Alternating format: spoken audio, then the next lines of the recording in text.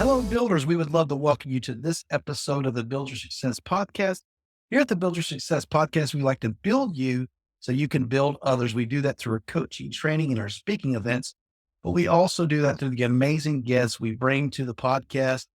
I have my friend, co-author, and just this great guy, Daniel, here on our podcast today. Welcome to the podcast today, Daniel. Hey, thank you so much for having me, Ryan. What I want you to do is introduce yourself to the audience, let them know a little bit about your background and then what you're doing today as the business interrogator. Yeah, thank you so much. Um, so first of all, thank you guys for listening in. I appreciate that. And again, um, I know Brian has added so much value to my life, and I hope as listeners, you're getting that value too. So I am have done a lot of things in life. I was a military veteran. I served 4 years active duty, primarily in the 82nd Airborne Division, jumping out of airplanes. I learned how to speak Spanish, sort of. It's gotten better and then worse and then better and then worse.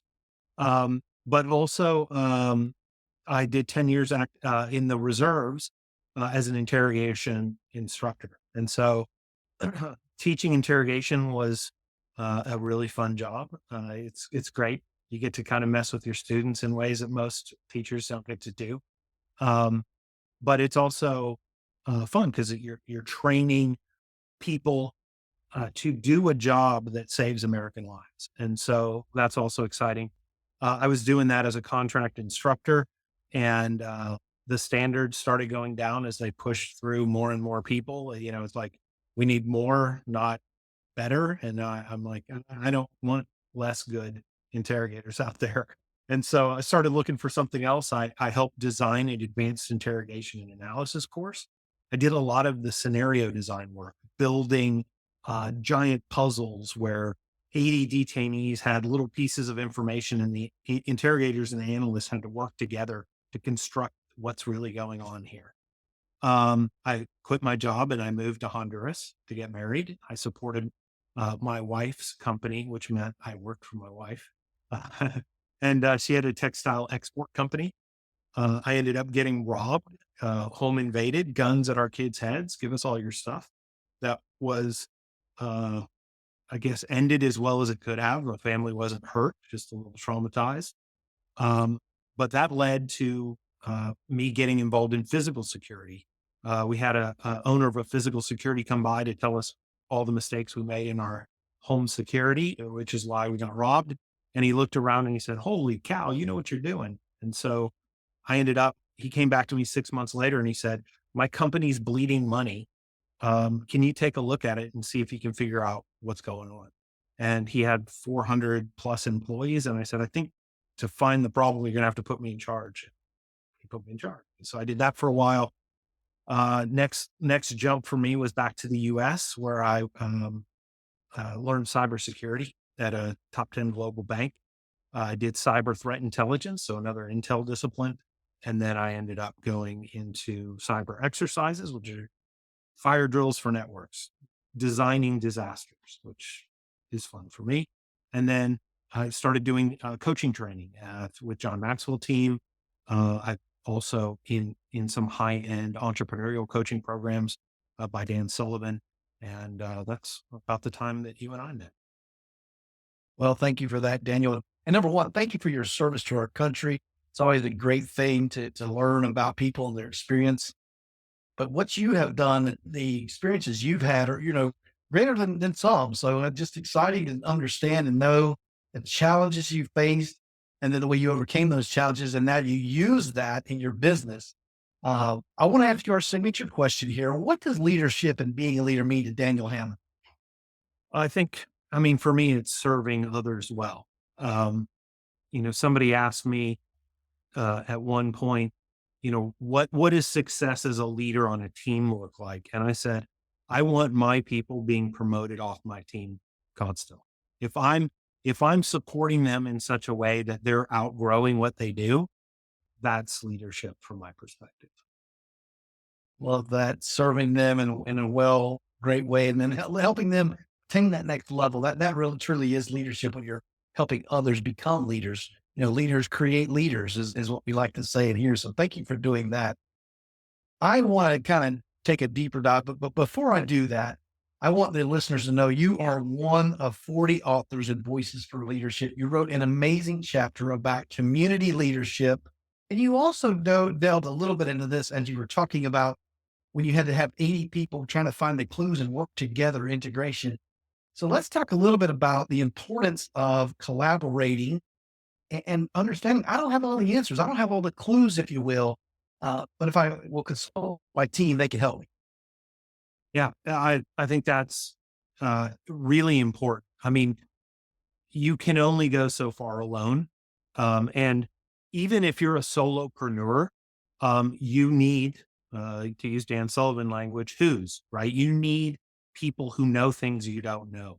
And, you can barter for those in some cases, right? Sometimes you're a coach and you need, branding expertise.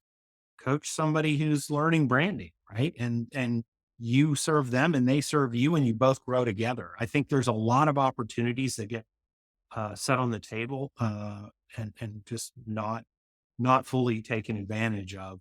I'm as I mentioned, I'm in strategic coach, which is Dan Sullivan's coaching program. And really the first level, signature level, is how to get a self-managing business. And it's how to work with other people so that you're not doing everything. Because as long as you're doing everything, your business owns you more than you own your business, right? You can't take a day off because your business will die. That's not that's you're trapped. Let's be honest, right? But as you get more freedom and as that business becomes self managing, then the next level in that program is called 10X. And 10X is about how can we collaborate together, right? What do I do that's valuable and you do that's valuable that serves the same people? And how can we work together to do something bigger and better than what we can do? So that's kind of, joint ventures, and they call it in strategic coach, unique ability collaboration. Yeah, Daniel, it's so great to recognize that, you know what, I can't offer my clients everything, but I have friends and the relationships. And if I can grow those relationships, I left a long-term 28-year career with the same company a little over a year and a half ago to do this coaching and training thing. And one of the things I thought I was looking forward to was not having employees. And as soon as I got out as a solopreneur and realized, man, now I got to do my own proposals. I got to do my own tracking down, chasing down, getting paid, invoices, all the administrative functions that before I was able to delegate to other people. I really missed the team. And so I tell people that I'm really equipped to do team building and reinforce team building. I also learned, as you alluded to, that I need subcontractors and I still gonna have to have team and I still have to have relationships. In fact, many times if you go to do a keynote presentation, they don't want to hear you again next year, but they'll ask you for a referral. And if we can cross pollinate and help each other, what a better group it would be. Yeah, it's fantastic advice. And I think that, kind of alludes to what you wrote in your chapter on Voices for Leadership, about community leadership and how, what when I think of a leader, initially I'm thinking of, someone standing in the front of the pack, making things happen, warrior type, but it's not always that way. And in fact, you alluded to that earlier when you're talking about, people solving problems. It's going to take more than you. I like to use the analogy that my way or the highway becomes a lonely road. Yeah, no, that's great advice. And I think, if you want to be a leader, um, find a community that's important to you. I promise you there's something that needs to be done in that community, and just, take ownership of it, ask permission if you need to. But I promise you, whoever's leading that organization is praying for people to come up and going, can I help you? Because that's where leaders are. It is lonely at the top. And so that's where one of, my first book, Customer Driven Leadership, that was another opportunity. I met my co-author and the founder of this process, Dr. Ted Anders. We worked together to build a nursing school in central Honduras. And we did that for 5 years. And I never saw him doing what he did. And he never saw me doing what I did. We were just board members of this project. And then we did a dedication, and we had three bishops of Central America. They're wanting to know, well, what else can we help with? And Ted walked them through a bunch of brilliant stuff. And at the end of he's walking through proprietary training I'd never seen before, but I have a knack for knowing what has to come next. And so as he's doing this training I've never seen before, I'm optimizing his training around him. And so he was like, okay, we're going to talk about there, all the things are over there where they're side by side. And so by the end of that, we saw each other in a new light. And I said, I would pay to see you do that in a corporate environment. And he said, come take a look at my programs. And, I've shared with you one of my superpowers is I can break anything. You tell me you've got the best process in the world, and I'll find 15 weaknesses in it. Which is how I help businesses with business interrogation is I anticipate where they're going to have struggles or I solve problems that sometimes they're aware of and sometimes they're not very aware of. But he had this system, customer driven leadership, and it's the one system I haven't been able to break because as long as you're doing it with integrity, it's going to solve its own problems. It'll give you a report at the end of the month that's saying Daniel's a problem. You should fire that guy. And so that's the kind of opportunities that'll flow to you when you have that servant heart and you meet amazing people. Don't I the world needs great coaches, it needs great businesses. And if you have a unique offering, there's no competition for what you do because even your competition, I'll tell you, the thing that throws you into the world of competition is when you're selling a commodity. If you're going for the low priced, the cheapest coaching program, then you're commoditized and you're just like everybody else down at that level. But once you step up and realize your value, people will pay, and the clients that pay more are worth having a lot more. Ooh, I love that. And what I just heard, and I'm thinking through, I can't sell my value until I recognize my value. Completely agree. And when you Yeah, said that, I thought, recognizing value, how important it is. And immediately I went to, and now that I know that, now that I know this is my gift, I'm in my giftedness, I don't have a problem saying, I understand you can get this at a better rate, but you're not going to get what I offer. And we are all very unique. When I started asking this question about what is leadership almost 2.5 years ago now, and when we created the first book, I realized leadership is like DNA. We all lead differently and we're all led different. And it just that led into conversations and discussions. And it's just so powerful when you recognize what is yours, what do you have to offer? And when you invite other peoples to help you do that, it just compounds. yeah.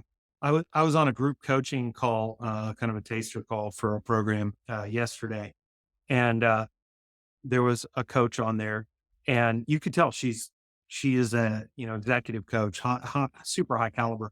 But as she's describing her problems, looking at it through the business interrogation lens, I just put in the chat, "You're not charging enough." Whatever. And I didn't know her prices. She thought I went on her website and looked up how much it costs to work with her. I was like, no, your problem is you are not valuing your services enough. And to be honest, 98% of coaches in the world would kill to make what she makes. But her problem is she's not charging enough. It's not differentiate. If you've got 1,000 people who want to work for you for 3 grand a month, you're not charging enough because you can't serve 1,000 people that way. So you keep figuring out your value, get better and better at what you do, and up level yourself as you grow. Well, and when you talk about up leveling yourself, you just have to reach a little harder, a little stronger to stand out above among the above averages. And if you can do that and find a way to do that. Well, and you know what? I love that. I think it's 100% true.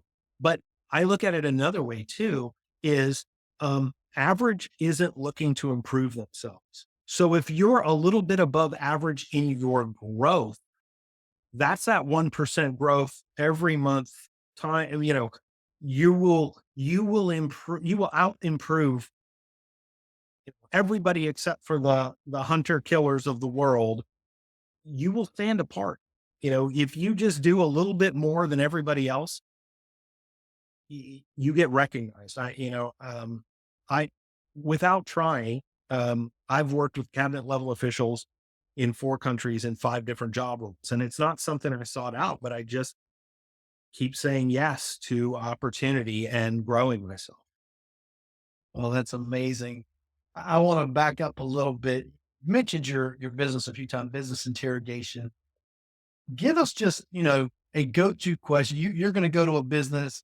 You want to kind of pull back the curtain to find out, hey, what's really going on here?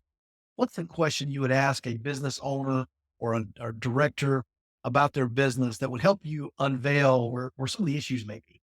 Yeah. Uh, the first thing, just to kind of, is I have a 20-minute process where I ask, what is your biggest business challenge? And then I drill into that. And it's typically one of 3 things. They have a problem that they don't know how to solve. Uh, they're stuck. So, you know, maybe everything is working fine. Maybe they're at success level, but then what now? How do I shake it up enough to start getting growth again? Or they're doing something they've never done before. Like, I'm going to build out this whole new service. What's it look like? I know I want to do more of this and less of this, but they haven't really thought it through. And so that's a 20-minute process where I just use my military intelligence gathering skills with you as the client. And I just ask you the questions you need to know. Um, when I do higher level things for companies, I try to break their business process. I interrogate, well, what happens when a customer has this problem with your process? Um, I love to ask questions. I love values based businesses are one of my favorites to work with. I like to ask them, if you asked your best customers, what are your values? What would they tell you? So are you reflecting the values you say you care about? Oh, wow. That's great. And you can't know that from inside. You have to go outside to ask them what they're seeing. I like to ask them to ask those same customers, if there's one thing that I can deliver for you, that if I just nail that one thing every time, you'll never look for somebody else that does what I do, because Wow. it's most important to them. To hear you ask that first question to clients about what do they say your values are, it reminds me of that simple saying, our actions speak louder than our words. And I think the same can be said for those that, if you have a team, you could ask the employees, and what are their values? And they may not align with what you think your values are because that's just not what you're exhibiting. Yeah, I completely agree. And if it's not measurable, who cares, right? And so that's part of the system of customer driven leadership is employees hold each other accountable for, are you upholding the values of the organization, and are you a good team member? Are you helping us with our team goals? It's a bottom up uh, organizational system for or operating system for organization. So the leader provides the vision. I want to run a company like this, and then they empower the members of the company and infuse them with that vision and have them build them that company and reward them when they successfully do that. Daniel, that is great. And love to hear the fact that you're helping owners and leaders discover that. I think I always say that the potential is within the organization. The solution, the answer is within. We just got to do some discovery work to find out how and what and what like you said, the vision is such a motivator. Like when I found companies don't have a vision statement or a mission statement, like you really need that because you can point people back to that in times of trouble when they need to make a decision. A lot of people can't make decisions because they don't even know what their boss would do. You give them your values and you give them your vision clearly stated, then they can bounce that idea or that off of the value proposition and say, okay, well, this is what we stand for. This is the stand I'm going to take.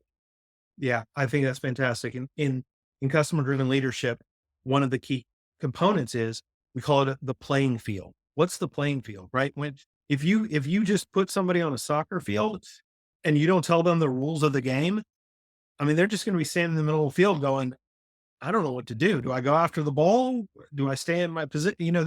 They'll have no clue, and they'll just stand paralyzed.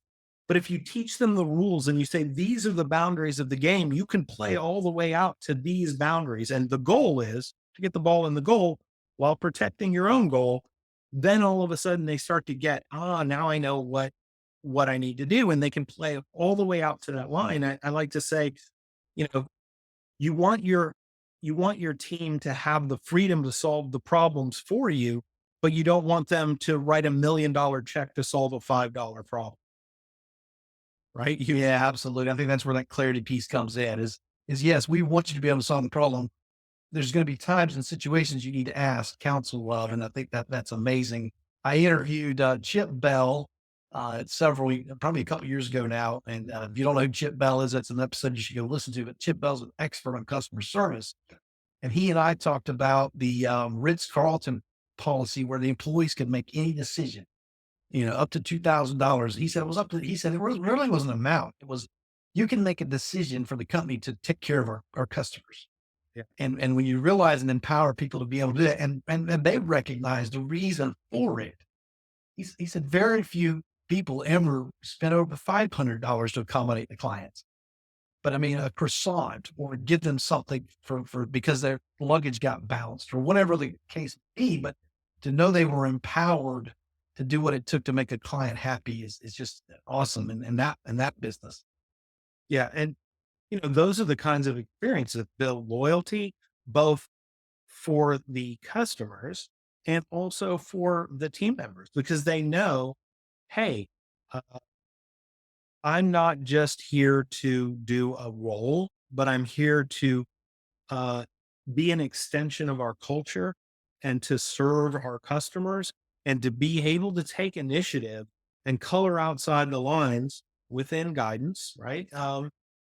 And that that is a differentiator. You will remember that person that on your worst day said, "What can I do to make this better? Just tell me. I'll make it happen." Absolutely. And I think those businesses, you hear about the word transactional versus transformational. And I think those businesses are transformational. They may not be paying as much attention to the bottom line, but the bottom line's happening because they're transforming lives, they're transforming experiences, and people are going to pay for those types of experiences. So that's just amazing. Well, you mentioned one of your books. I'd like to hear about the rest of the. I know you got several books, so tell us a few books we can find those books and where you can get those at. Sure. Customer driven leadership is, I was the lead author. My co-author, Ted, it's his system. He created it. He has all of 25 years of proof of concept for this system. That's, 100x businesses. And, you know, he'd retired for 10 years. And when we started back up, I'm like, I want to talk to some of your clients, and they're all out of the business because their businesses were so successful. They got acquired and bought out. So, uh, except for his first client who is running his dream business. And he's been doing it for 28 years on this system. Um, the implementation guidebook, I really would only recommend if you want to go deeper, you want to try to self implement CDL. It's got, I say it's like the rule book to chess. It's not going to make you a grand master, but it'll give you the key components of customer driven leadership if you wanted to try to do it yourself. Obviously, we have a team that supports that as well. And then I have a third book is called Success Secrets of Disruptors. My chapter in there is called Let's Get Uncomfortable. And it's if you're not doing something in your life that makes you a little bit uncomfortable, that's a sign you're not growing very much. And then my fourth book is Voices for Leadership, Volume 2, with the amazing Brian. Well, thank you for that plug, Daniel. I do want to mention on that uncomfortable piece. You got the leadership game behind you on the shelf there for those that are listening and those who are watching. You can see that amazing game. I did that with a company one time, and the gentleman sitting at the table said, when I realized when I look back on my comfort zone, I realized how uncomfortable I was in my comfort zone. I said, man, I'm using that forever. So here, again, I've told that to many people, but just so impactful when when you look back on the comfort zone, you realize how it just wasn't really comfortable at all. The challenging people to be uncomfortable is really good. Love that. Well, you mentioned it, so we'll go ahead and ask our listeners. Hey, we have Voices for Leadership Volume 2. And then for those that are watching, we'll hold up a copy here. This one is about embracing diverse strategies for effective leadership. We put together a diverse group of authors from around the world, wrote some amazing chapters here. You can find that on Amazon. We'd love for you to buy the book. But we'd also love for you to join our monthly live community call where you can call in. You can, how many times have you read a book and want to ask the author a question?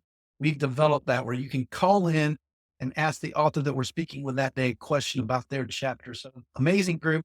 I feel like a coaching call because you get to hear from these amazing authors and get advice and experience from them. It's this podcast style, but it's all about the book, and we talk about their chapters. So love for you to do that. Thanks for listening to the podcast today. Remember to build yourself and to build others.